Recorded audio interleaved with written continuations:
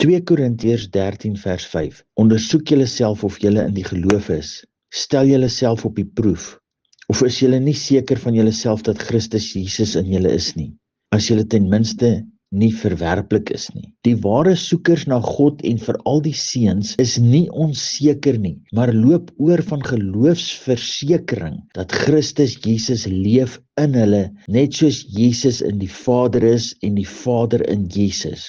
Johannes 14 vers 10. Glo jy nie dat ek in die Vader is en die Vader in my nie? Die woorde wat ek tot julle spreek, spreek ek nie uit myself nie, maar die Vader wat in my bly, hy doen die werke. 1 Johannes 4 vers 4.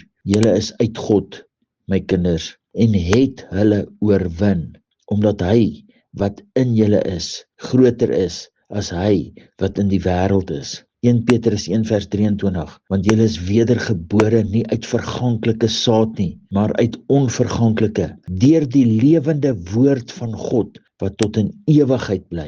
Die onverganklike saad van God is in elke mens, en elke mens sal lewe by daardie oomblik, omdat die onverganklike saad na die innerlike mens sal ontkiem deur die Gees en die Christus lewe sal ontwaak. Want die Christus lewe in elke mens is die Geeswoord van God in elke mens.